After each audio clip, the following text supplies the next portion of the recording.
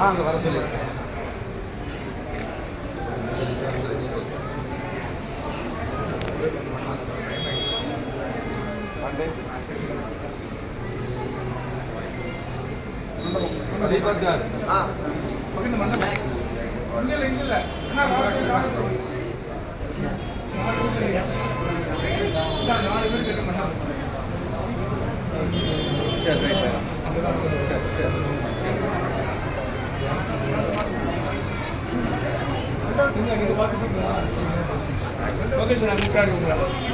அப்படியே வழி விட்டுருங்க. பெரியவாள் அந்த மண்டபத்தில் வந்து மண்டபத்துக்கு வராங்க. லொகேஷனோட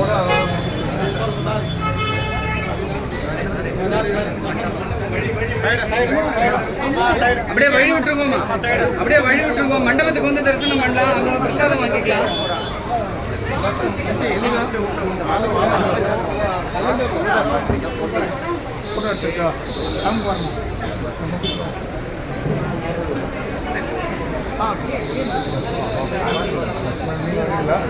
அப்படியே மண்டபத்துக்கு வந்துருங்க. அங்க பிரசாதம் வாங்கிக்கலாம்.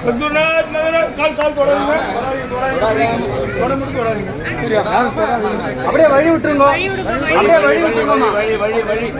அப்படியே வழி விட்டுருங்க. அப்படியே வழி விட்டுருங்க. அப்படியே வழி விட்டுருங்கம்மா. வெளியே தொட்டுறாம வழி அப்படியே வழி விட்டுருங்க. வழி விட்டுண்டே வாங்க. முன்னாடியே வாங்க. அந்த சட்டத்தில் என்னால் பேச முடியாது. தான் மாற்றி 2-3 வேட்டி அனுப்பிச்சிருக்காங்க.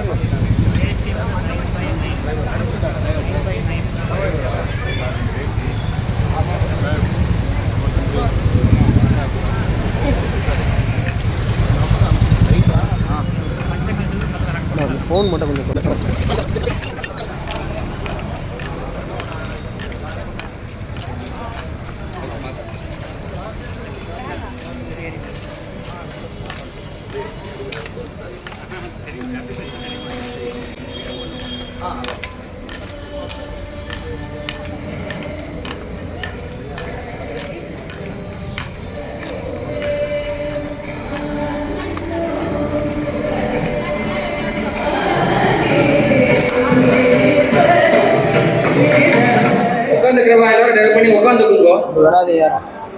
கூடலிலிருந்து கூடலிங்கிற மட்டம் வந்து துங்கா பத்ரா நதிக்கரையினுடைய சங்கமம், அந்த கார்னர் பாயிண்ட் சங்கமத்துல இருக்கு.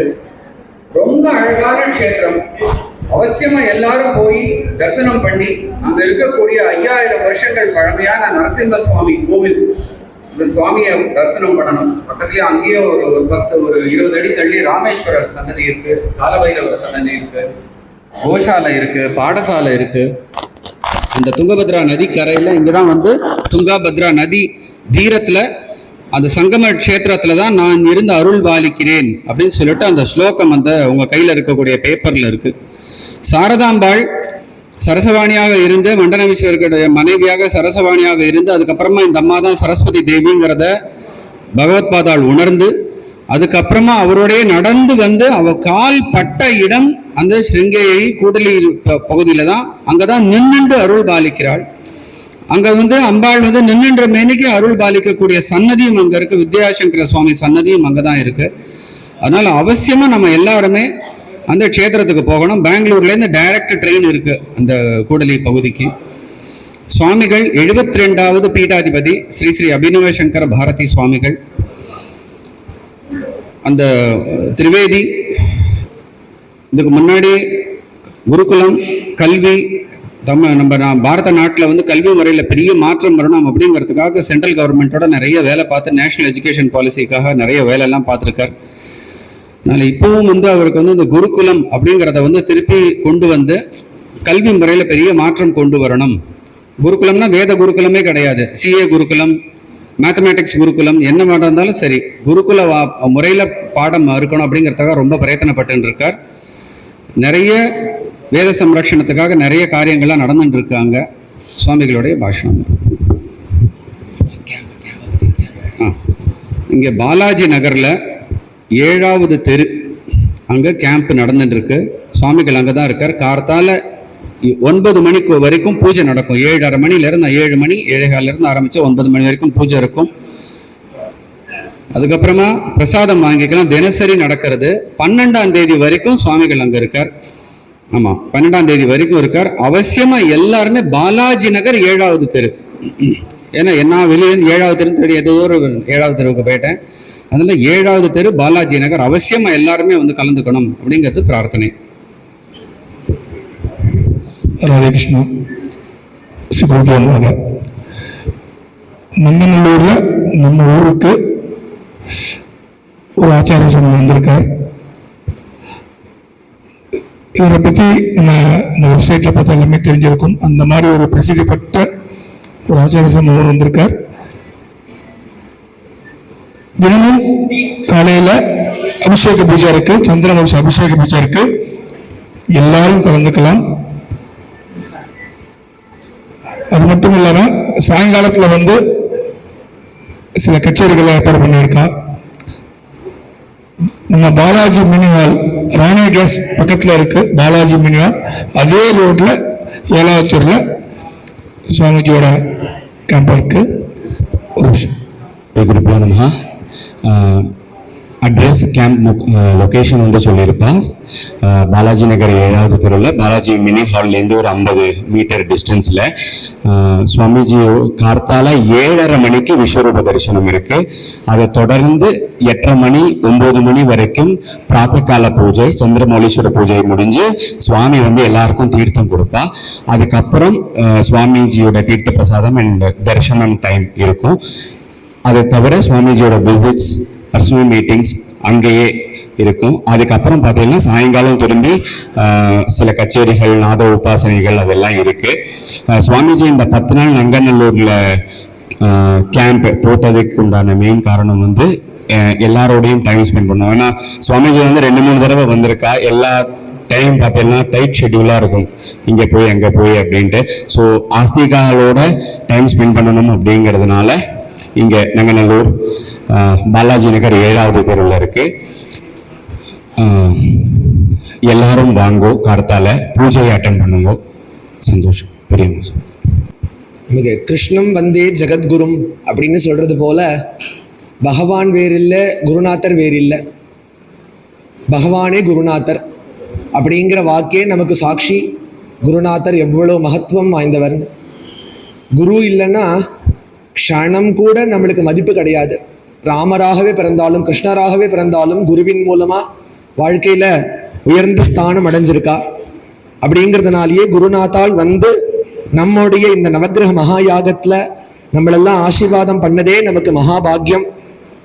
அப்படி தெய்வமே குருவாக வந்து நமக்கு அருள் பண்ணியிருக்கன்னா நம்மளோட யாகம் எந்த விதமான பலன் கொடுக்கறதுங்கிறத நம்ம தெரிஞ்சுக்கலாம்.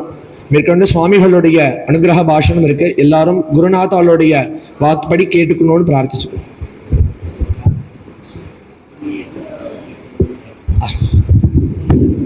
குருநாதர் கேட்கிறார், நம்ம இந்த யாகம் என்ன அப்படின்னு விசாரிக்க சொல்றார்.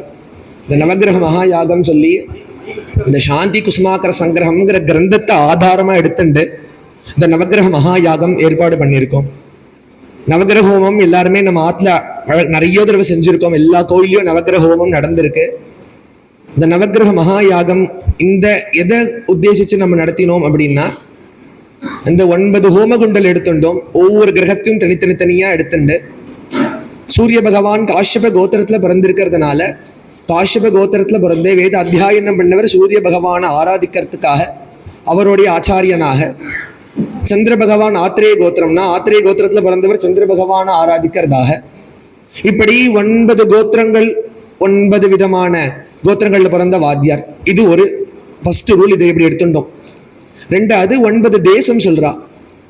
வேத மந்திரமே சொல்றது சூரிய பகவான் கலிங்க தேசாதிபதி. அப்ப கலிங்கம்னு சொல்லக்கூடிய ஒரிசா தேசத்துக்கு அதிபதி யாருன்னா பகவான் சூரிய நாராயணன்.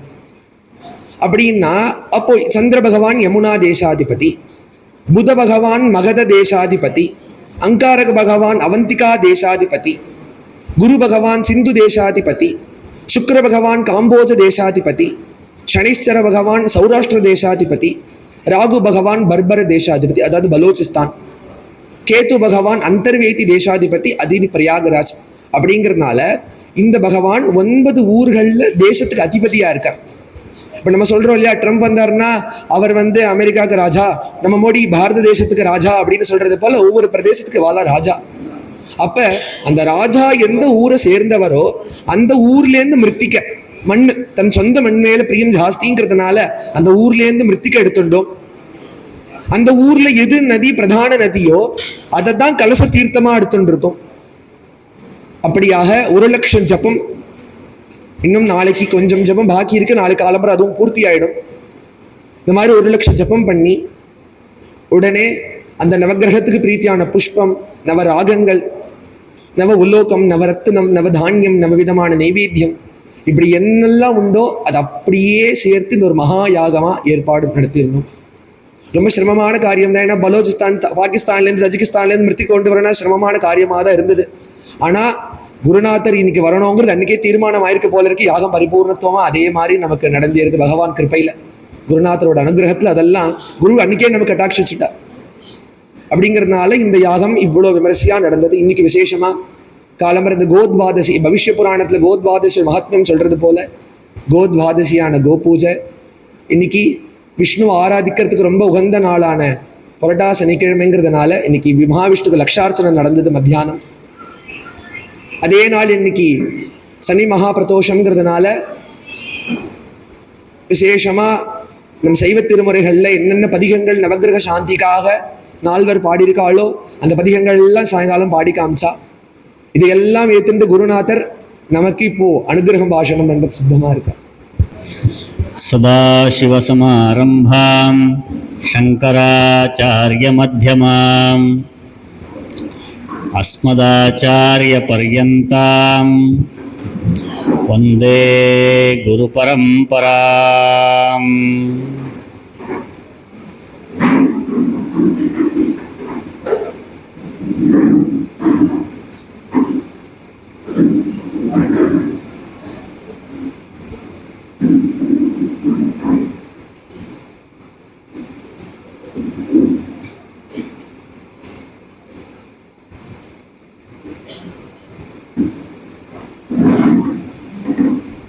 எல்லாருமே ஒரு ஸ்லோகம் சொல்லுங்க.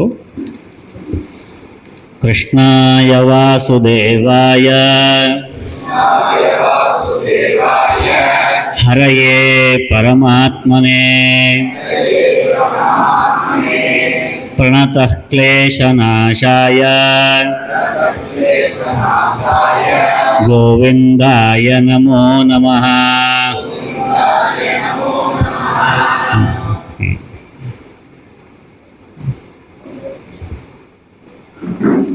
இன்னொரு ஸ்லோகம் சொல்லலாமா? சொல்லுங்க. மந்த்ரே தீர்த்தே ததா தெய்வே தைவத்மே பேஷஜே குரௌ யாத்ருஷி பாவனா யஸ்ய சித்திர்பவதி தாத்ருஷி.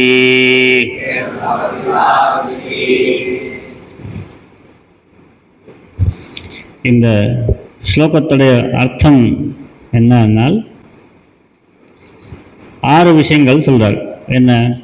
மந்த்ரே தீர்த்தே ததா தெய்வே தைவத்மே பேஷஜே குரௌ. முதல்ல மந்திரம். மந்திரம்னா என்ன? மனநாத் திராயத்தே. மனனம் பண்றதுனால நமக்கு எது திராணம் கொடுக்குறதோ அது மந்திரம்.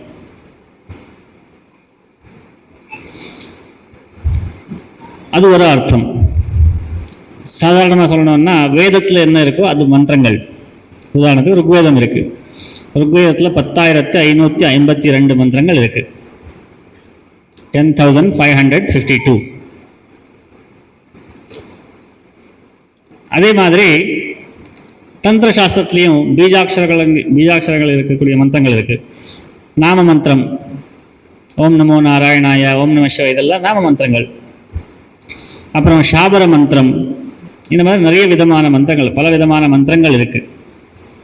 அதை பற்றி நீங்கள் தெரிஞ்சுக்கணுன்னா மந்திர சாஸ்திரம்னு ஒரு சாஸ்திரமே இருக்குது. மந்திர மகாரணவம், மந்திர மகோததி, இந்த மாதிரி பெரிய பெரிய கிரந்தங்கள் இருக்குது. அதில் ஆயிரக்கணக்கு மந்திரங்கள் உங்களுக்கு இருக்குது.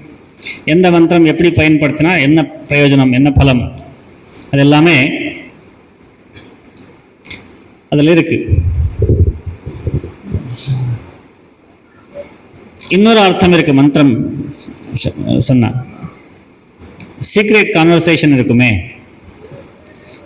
சீக்ரெட் மட்டும் இல்லை, இப்போ ராஜா அவருடைய அமைச்சர்கிட்ட பேசுவார்,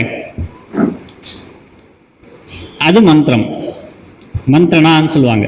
அது மந்திரனா யார் கிட்டக்க பண்ணுவாங்களோ அவர் தான் மந்திரி. மந்திரி என்ன மினிஸ்டர், பிரதான மந்திரி, முக்கியமந்திரி, இப்படிலாம் சொல்றாரு. ஏன்னா அவர்கிட்ட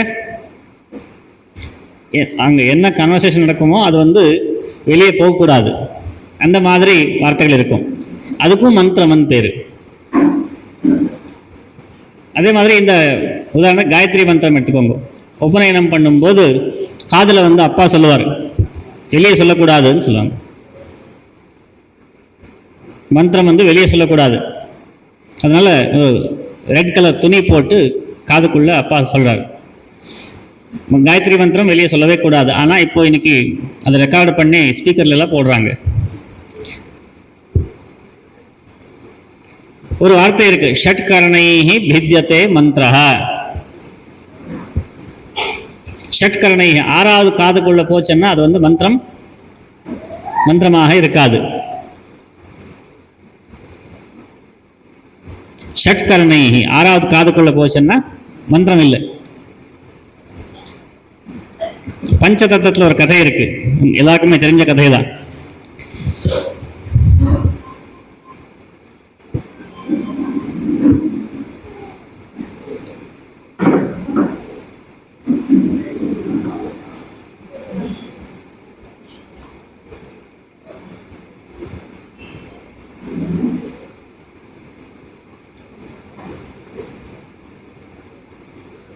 உட்காருங்க, எல்லாருமே உட்காருங்க.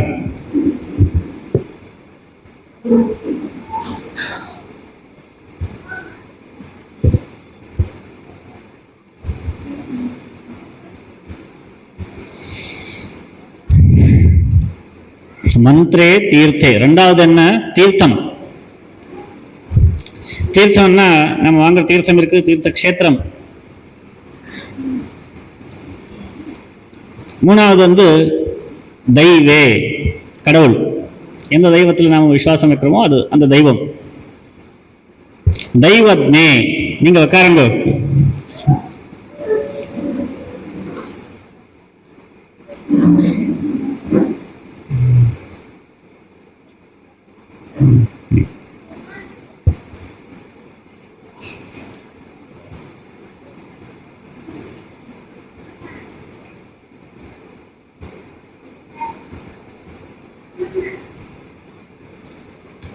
தெய்வஜர். தெய்வஜர்னா யாரு? ஒரு ஜோதிஷ சாஸ்திரம் படித்து ஒரு தெய்வோபாசனா பண்ணி அந்த தெய்வம் சகாயத்தினால சில விஷயங்கள் சொல்லக்கூடியவர் வந்து தெய்வஜர். மந்திரே தீர்த்தே ததா தெய்வே தெய்வஜ்ஞே. நாலாச்சு. அஞ்சாவது என்ன? பேஷஜே. பேஷஜேன்னு சொன்னா வைத்தியர். பேஷஜே. இப்போ ஒரு வைத்தியர் இருப்பாங்க, அவர் வந்து ஏதாவது உடம்பு சரியில்லைன்னு போனால் அவர் வந்து மருந்து கொடுப்பாங்க. அந்த மருந்துக்குள்ள என்ன இருக்குன்னு சொல்ல மாட்டாங்க, ஆனாலும் நமக்கு உடம்பு சரியாயிடும் இல்லையா? அவர் வைத்தியர். ஆறாவது என்ன? குரவு. குருக்குள்ள மந்திரே தீர்த்தே ததா தெய்வே தெய்வஜ்ஞே பேஷஜே குரவு. இந்த 6 விஷயங்கள்ல வந்து ரெண்டாவது வாக்கியத்தில் என்ன சொல்றாரு ஸ்லோகத்தில்? யாதிருஷி பாவனா யஸ்ய சித்திர் பவதி தாதிருஷி. எந்த விதமான பாவனையை வச்சிருக்கிறோமோ அந்த விதமான சித்தி நமக்கு கிடைக்கும். மந்திரம் வந்து ஒன்றும் பிரயோஜனம் கிடையாதுன்னு நினைச்சிங்கன்னா மந்திரம் ஒன்றும் பிரயோஜனம் இல்லை. இந்த வைத்தியர் வந்து டாக்டர், அவனுக்கு ஒன்றும் தெரியாது நினைச்சிங்கன்னா அவனுக்கு ஒன்றும் தெரியாது. அந்த தீர்த்த கஷேத்திரம் வந்து டூரிஸ்ட் பிளேஸ் தான், அங்கே குளிச்சா ஒன்றும் பிரயோஜனம் கிடையாது நீங்கள் நினைச்சிங்கன்னா அங்கே குளிச்சா ஒன்றும் பிரயோஜனம் கிடையாது. இல்லை, இப்போ இந்த வைத்தியர் இருக்காங்களே, இந்த டாக்டர் இருக்காங்களே, அவர் கொடுத்த மருந்து வந்து எனக்கு வேலை செய்யும், நான் வந்து சரியாயிடுவேன், உலகத்தில் இவரை விட நல்ல வைத்தியரே கிடையாதுன்னு நினைச்சிங்கன்னா உங்களுக்கு சரியாகும். இது வந்து 6 விஷயத்துல நடக்கும். இப்படி மந்திரத்துல, தீர்த்தத்துல, தெய்வத்துல,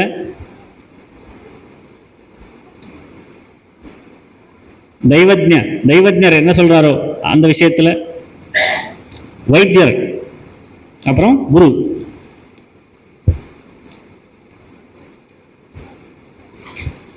இது வந்து நம்ம ஸ்ரத்தைக்கு சம்பந்தப்பட்ட விஷயம். இது இப்போ இதுக்கு ஏன் சொல்றோம்னா, இங்க ஏற்கனவே பரிச்சயத்துல சொன்னாங்க,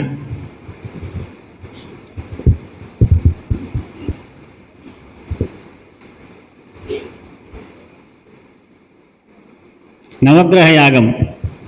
எந்தெந்த தேசாதிபதி, எந்த கிரகம் எந்த தேசாதிபதின்னு சொல்றாரோ அந்த தேசத்திலேருந்து அந்த பொருள்களை கொண்டு வந்து எந்த விதத்தில் எந்த ஹோமத்துக்கு எந்த கோத்திரம் இருக்க வாத்தியார் இருக்கணுமோ அந்த வாத்தியாரை கூப்பிட்டு, அந்த கோத்திரத்துக்கு சேர்ந்த வாத்தியாரை கூப்பிட்டு, இப்படியெல்லாம் யார் பண்ணினாங்கன்னு சொல்லிட்டு நீங்கள் வரலாறு தேடி பார்த்தீங்கன்னா அதை பற்றி எங்கேயும் நமக்கு அப்படிப்பட்ட ஒரு விசேஷமான யஜ்ஞம் வந்து இங்கே பண்ணுறாங்க.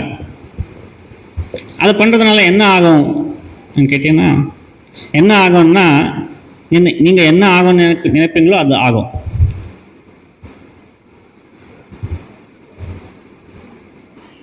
மந்திரம், தீர்த்தம், தெய்வம், தெய்வஜர், வைத்தியர், குரு, இந்த 6 விஷயங்களில் வந்து நீங்கள் என்ன நினைப்பீங்களோ அது ஆகும். அவர் நல்ல குருவா கெட்ட குருவான்னு பார்க்காதீங்க, நீங்கள் வந்து நல்ல சிஷ்யரா கெட்ட சிஷ்யரான்னு பார்த்துங்க. உங்களோட பாவனை எப்படி இருக்குமோ அப்படி உங்களுக்கு பலன் கிடைக்கும். அதே விதமாக இது வந்து இந்த யஜ்ஞம் பண்ணியிருக்காங்களே,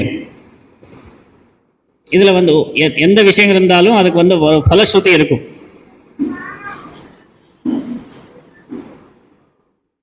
கங்கா ஸ்நானம் பண்ணால் இந்த புண்ணியம், திரிவேணி சங்கமத்தில் ஸ்நானம் பண்ணால் இந்த புண்ணியம், காசிக்கு போயிட்டு வந்தால் இந்த புண்ணியம், இந்த ஹோமம் பண்ணால் இது புண்ணியம். இந்த மாதிரி எல்லா வேலைகளுக்கும் வந்து ஒரு பலஸ்ருதின்னு இருக்கும். உதாரணத்துக்கு சத்யநாராயண பூஜை பண்ணுவாங்க நிறைய பேர்.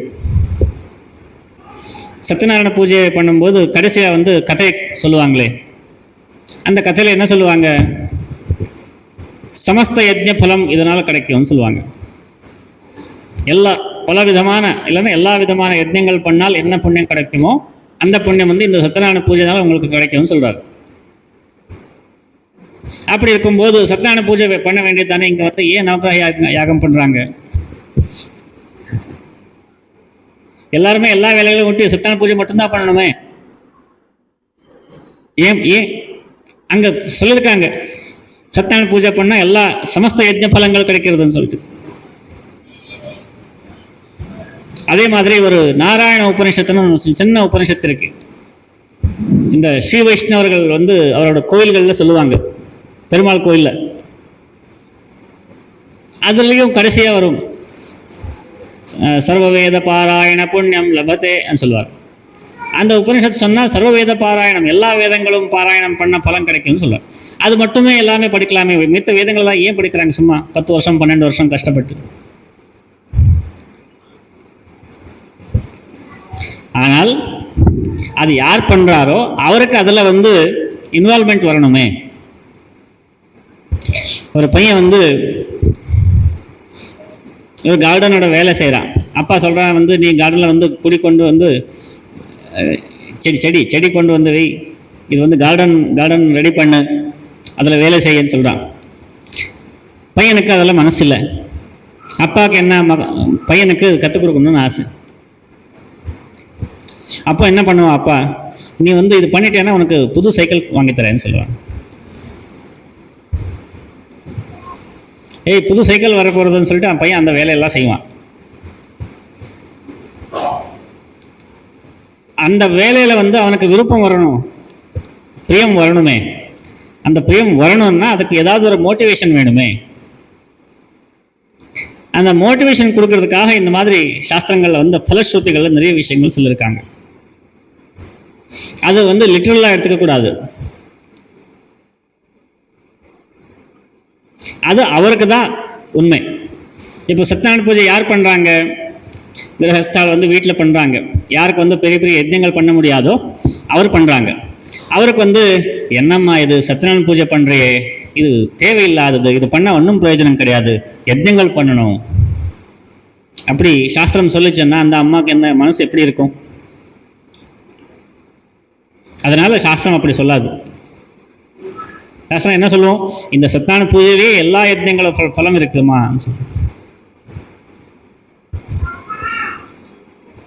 இதுக்கு வந்து ஸ்வதர்ம பிரசம்சான்னு பேரு. அவருடைய தர்மம் அவர் பிரசம்சா. பிரசம்சான என்ன என்ன சொல்லுவாங்க தமிழ்ல? அவருடைய தர்மம் அவர் புகழ்ந்து தான் பேசணும். அப்படி அந்த இப்போ ஒரு சோல்ஜர் இருப்பான், சிப்பாயா என்ன, சிப்பாய் வந்து பார்டரில் நினைப்பான். அவனுக்கு வந்து உலகத்தில் வந்து பெருமாள் கைங்கரியம் பண்ணுறது தான் பெரிய வேலை. இதெல்லாம் பார்டரில் நின்றுட்டு கையில் கன்று பிடிச்சது என்ன இது வேலை? இதில் தேவையில்லாத வேலை. உனக்கு வைகுண்டம் கிடைக்காது, ஊருக்கு வா, கோயிலில் வந்து பெருமாளை கைங்கரியம் பண்ணு சொல்ல முடியுமா? சொல்லலாமா? ஏன்னா வந்து அவனோட தர்மத்தில் இருக்கணும்னா அவனுக்கு வந்து உலகத்தில் வந்து சிப்பாயா இருக்கிறது தான் பெரிய தர்மம். இதனாலே உனக்கு மோட்சம் கிடைக்க போகிறது. ஹதோ வா பிராப்ஸ்யசி ஸ்வர்க்கம் ஜித்வா வா போக்ஷசே மஹீம். பகவத்கீதையில் அர்ஜுனனுக்கு என்ன சொல்றாரு? ஹதோ வா பிராப்ஸ்யசி ஸ்வர்க்கம். நீ இந்த போரில் வந்து சத்து போனாலும், இந்த யுத்தத்தில் நீ சத்து போனாலும், ஹதோ வா பிராப்ஸ்யசி ஸ்வர்க்கம் ஜித்வா வா போக்ஷசே மஹீம். ஜெயிச்சாலும் நீ வந்து இந்த உலகத்தில் வந்து ராஜ்யபாரம் பண்ண போற. அப்படி பலஸ்ருதியில் வந்து பலவிதமான பலங்கள் சொல்லியிருப்பாங்க. அதில் வந்து ஈடுபாடு வர்றதுக்கு, அதில் இன்வால்மெண்ட் ஜாஸ்தி ஆகிறதுக்காக நிறைய பலங்கள் சொல்லியிருப்பாங்க. ஆனால் சயின்ஸில் சொல்லுவாங்களே, every action has a equal and opposite reaction. எது பண்ணால் என்ன பலம் சொல்லிட்டு சாஸ்திரத்தில் இன்னும் தெளிவாக சொல்லணும்னா மந்திர சாஸ்திரத்தில், தர்மசாஸ்திரத்தில் தெளிவாக சொல்லியிருப்பாங்க. உதாரணத்துக்கு ருக்வேதத்துக்கு வந்து சௌனகோக்த ருக்விதானம்னு ஒரு சின்ன கிரந்தம் இருக்கு. சௌனக மகர்ஷி அந்த கிரந்தம் எழுதியிருக்காங்க. ருக்வேதத்தில் சொன்னேன் 10,552 மந்திரங்கள். அந்த மந்திரங்கள் வந்து எப்படி பயன்படுத்தினா, எப்படி அதோட அனுஷ்டானம் பண்ண என்ன பலங்கள் சொல்லிட்டு சொல்லியிருக்காங்க. ருக்விதானம் அந்த பேர். அது வந்து அக்யூரேட், லிட்டரலி எடுத்துக்கணும். பலஸ்ருதியில் இருக்கிறது வந்து லிட்டரலி எடுத்துக்கூடாது. அதில் வந்து தலைவலி வந்துச்சுன்னா எந்த மந்திரம் எத்தனை வாட்டி ஜபம் பண்ணணும்னு சொல்லிட்டு சௌனகர் சொல்லியிருக்காங்க. அந்த ஜபம் பண்ணால் அந்த பலன் கிடைக்குமா?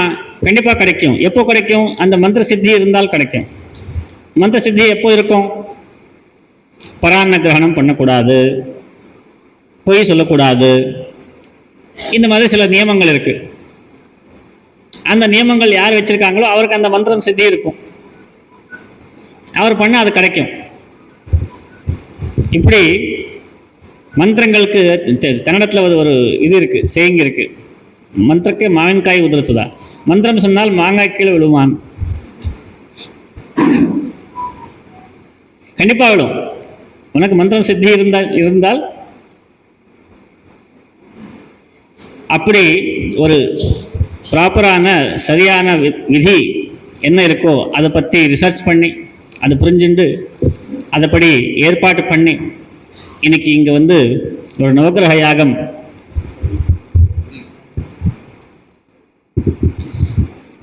சொன்னாங்களே, பலூச்சிஸ்தான்லேருந்து பொருள்கள் கொண்டு வர வேண்டிய அவசியம் வந்தது. அதெல்லாம் ஏற்பாடு பண்ணி பிரதீப் அவர்கள் வந்து ஸ்ரத்தையாக வந்து இங்கே ஏற்பாடு பண்ணியிருக்காங்க. அது மட்டும் இல்லாமல் அந்த கிரகத்துக்கு சம்பந்தமான ராகங்கள் வந்து பாடணும், கேட்கணும்னு சொல்லிட்டு இந்த நாதோபாசனையும் இங்கே வந்து ஏற்பாடு பண்ணியிருக்காங்க.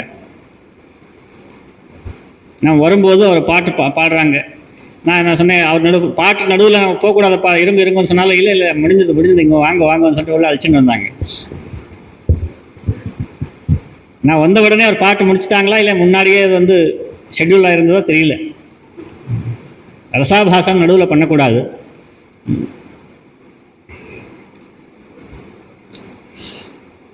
அதுதான் ஆரம்பத்தில் சொன்னமே, மந்திரே தீர்த்தே ததா தெய்வே தெய்வஜ்ஞே பேஷஜே குரௌ யாதிருஷி பாவனாயஸ்ய சித்திர் பவதி தாதிருஷி. இந்த மாதிரி யாகங்கள் வந்து பண்ணும்போது நிறைய பேர் வந்து தம்பத்துக்காக பண்ணுறாங்க.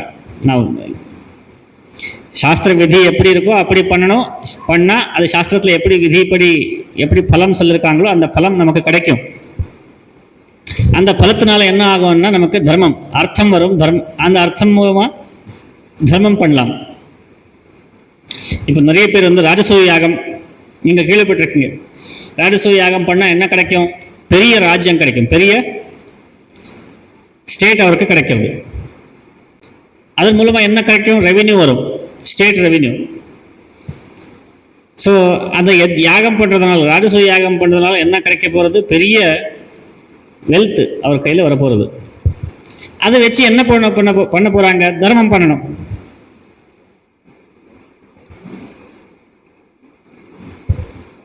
சம்ஸ்கிருத சுபாஷிதத்தில் சின்ன வயசில் வந்து ஸ்கூலில் சொல்லிக் கொடுப்பாங்க. வித்யா ததாதி வினயம் வினயாத் யாத்தி பாத்திரதாம் பாத்திரத்வாத் தனமாப்னோதி தனாத் தர்மம் தத சுகம். வித்தியினால என்ன கிடைக்கும்? வினயம் கிடைக்கும். வினயத்தினால் என்ன வரும்? பாத்திரதாம், எலிஜிபிலிட்டி. பாத்திரத்வாத் தனமாப்னோதி, எலிஜிபிலிட்டி வந்ததுனால உங்களுக்கு தனம் கிடைக்கும். தனாத் தர்மம், தனம் வந்தால் அந்த தனம் வச்சு தர்மம் பண்ணணும். தர்மம் பண்ணுறதுனால என்ன கிடைக்கும்? சுகம் கிடைக்கும். தனாத் தர்மம் தத சுகம்.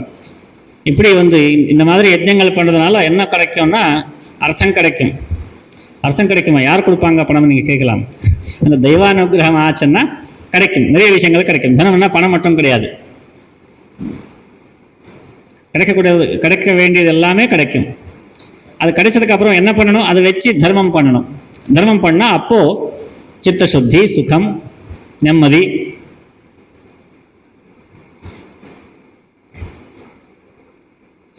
அதுக்காக அது பண்ணணும். ஆனால் நிறைய பேர் வந்து எதுக்காக பண்ணுவாங்க? பெருமைக்காக பண்ணுவாங்க. ஒரு 4 நாள் முன்னாடி எனக்கு யாரோ ஒருத்தர் சொன்னாங்க, நான் 50 வாட்டி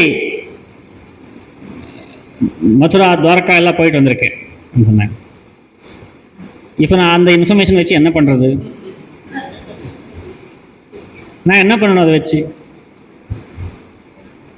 அவர் 50 வாட்டி மதுரா இதெல்லாம் போயிட்டு வந்திருக்காங்க, நான் என்ன பண்ணணும் அதை வச்சு?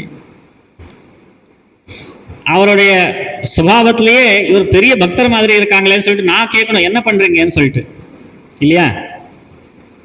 எனக்கு கேட்கறதுக்கு வாய்ப்பு கொடுக்காமல் அவர் சொல்கிறாங்க. அந்த கணக்கு வச்சு பண்ணுறாங்க யாத்திரை. நிறைய பண்ணியிருக்காங்க. இதுக்கு பேர் என்ன? தம்பம். சம்ஸ்கிருதத்தில் தம்பம். தம்போ தர்ப்போபிமானச்ச கீதையில் சொல்றார். தம்பம், தர்ப்பம், அபிமானம்.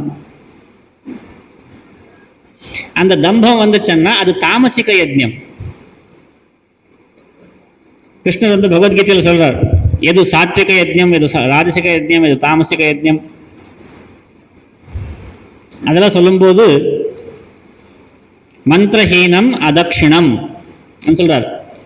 மந்திரம் இல்லாமல், தட்சிணை கொடுக்காமல் பண்ற யஜ்ஞங்கள் எல்லாம் வந்து தாமசிக யஜ்ஞங்கள் சொல்றார். அதே மாதிரி இந்த தம்பத்துக்காக பண்றது, காட்டுறதுக்காக நான் இது பண்றேன் அதை பண்றேன்னு சொல்லிட்டு காமிக்கிறதுக்காக பண்றது வந்து அதுவும் தம்பம், அதுவும் தாமசிக யஜ்ஞம் தான். அப்படி இல்லாமல் சாஸ்திர ஸ்ரத்தா, சாஸ்திரத்தில் இப்படி சொல்லியிருக்காங்க, அதனால் அது நடக்க போகிறதுன்னு சொல்லிட்டு அது எப்படி விதி இருக்கோ அந்த விதிப்படி அது பண்ணணும். பண்ணுறதுனால என்ன நடக்கணுமோ அது நடக்கட்டும். அது வந்து சாத்விக யஜ்ஞம். அப்படிப்பட்ட ஒரு சாத்விகமான யஜ்ஞம் வந்து இங்கே ஏற்பாடு பண்ணது. அதில் வந்து நீங்கள் வந்து பார்க்கணும் சொன்னது அதன் மூலமாக இன்றைக்கி உங்கள் எல்லாரும் பார்த்து பேசுகிறதுக்கு வாய்ப்பு கிடைச்சது நமக்கு ரொம்ப சந்தோஷமாக இருக்குது. உங்கள் எல்லாருடைய மனசில் இருக்கக்கூடிய சங்கல்பங்கள் நிறைவேறட்டும் சொல்லிட்டு ஆசீர்வாதம் பண்ணி என்னோட பேச்சுக்கு இங்கே விராமம் கொடுக்குறோம். ஸ்ரீமத் ஜெகத்குரு சங்கராச்சாரிய சுவாமி மகாராஜ் கி.